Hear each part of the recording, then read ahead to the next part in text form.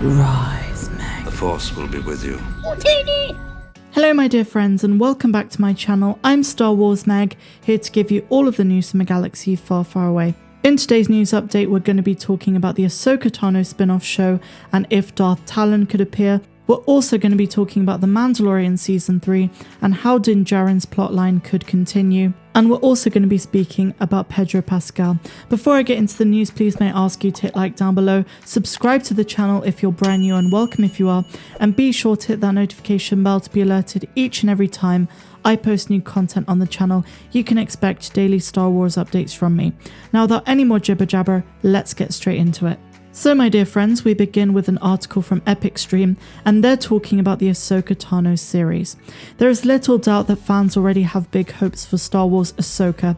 After all, the upcoming Disney Plus series is going to focus on Tano, who made her live-action debut in The Mandalorian Season 2. But what can we expect from the upcoming Rosario Dawson show? There are speculations that highly anticipated series could finally introduce Darth Talon into live action, finally making her canon again. Talon was introduced in the Star Wars Expanded Universe comic books, which is now known as Legends. However, a previous report has revealed that George Lucas had initially planned to reintroduce the character into the sequel trilogy along with Darth Maul.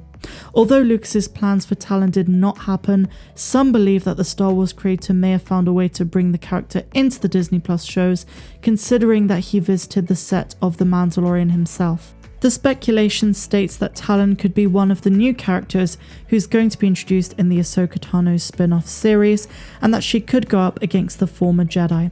So we have to ask ourselves, what are the chances that Ahsoka is going to make Talon canon?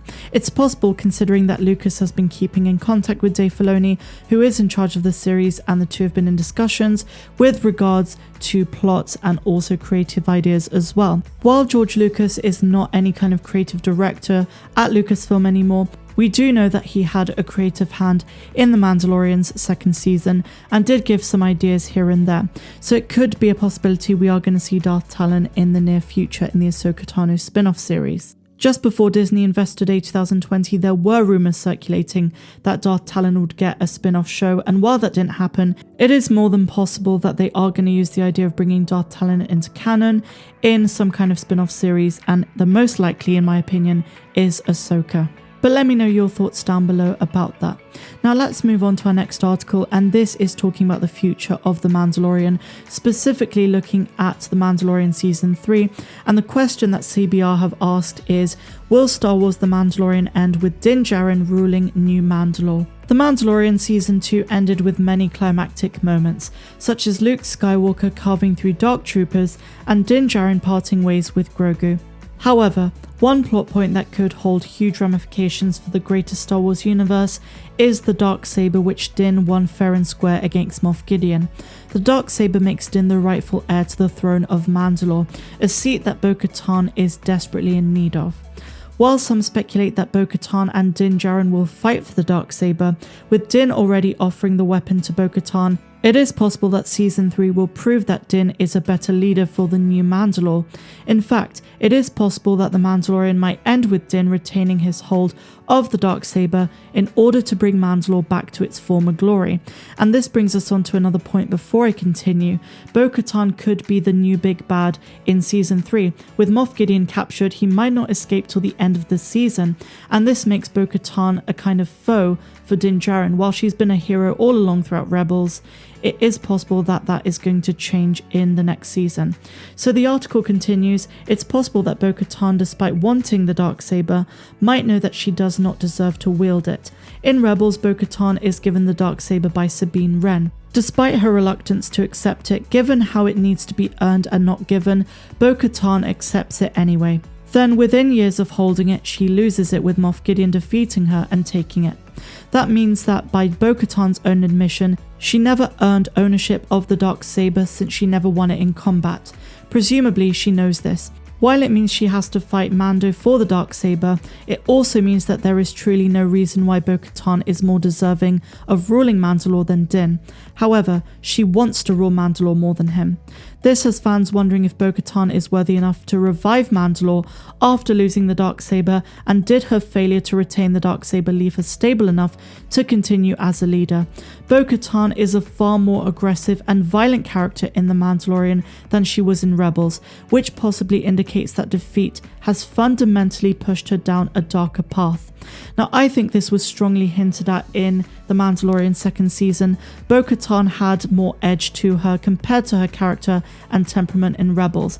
This is partly due to the fact that it was a live-action version of her, which we had never seen before, but I also think it has to do with a lot of self-reflection, having lost the Darksaber. So like I said, now that Djarin has it, does this mean we're going to see a darker Bo-Katan in Season 3 who is going to be his rival?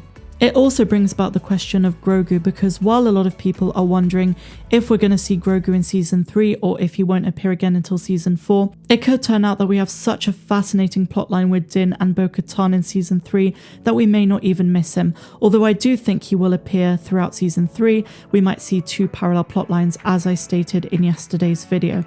So the article continues, a strong leader needs to be a leader for all of their people, which means divorcing themselves from prejudices, something Din does throughout The Mandalorian's second season.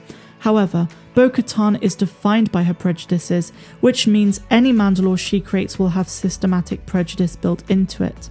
Bo-Katan dismisses all of the Mandalorians she deems as fanatics, and those unworthy of the Mandalorian title. If Mandalore is to be restored, it cannot have this sort of prejudice, especially considering numerous of her appearances feature her dismissing or even criticizing Mandalorians who want her help. This stands in direct opposition to Djarin, who seems to overcome his prejudice throughout the second season. In the first season, Din is biased against droids because droids destroyed his homeworld, but he overcame this thanks to IG-11. On top of that, while Din questions the beliefs of the Watch over the course of the second season, he does not seem to condescend to them ever. And you know, this analysis is really important going into the third season, because evidently Mando has undergone so much personal, emotional change, whether it's to do with his fatherhood towards Grogu and changes within his own beliefs to be more lenient about taking off his helmet. Whether Bo-Katan will be the enemy of Season 3 or not to Djarin is yet to be seen. We literally have no idea what Season 2 is going to be about and which direction they're going to take. Some people suggest there's going to be a huge time jump between Seasons 2 and 3. But of course, with Season 2 being pretty much 2 years away, we cannot confirm anything at this point. So now we move on to our next article, and this one is a little bit more lighthearted, and it's talking about how Pedro Pascal was told the name of Baby Yoda, Grogu. The Mandalorian star Pedro Pascal was amongst the first to learn Baby Yoda's real name, a well-kept secret not revealed until midway through Season 2 of the Star Wars series. So this is a direct quote from Pedro Pascal. I did know before the episode. It was when I got the scripts for Season 2 at the start of the season. For it to be as good as it is, they are well prepared to start shooting, and my favourite thing about it is how part of the creative process I am. I'm invited to at least observe the experience and contribute whatever will occur to me. So creator and showrunner Jon Favreau and Dave Filoni, they get me up to speed before we start shooting. So that is what he had to say about it.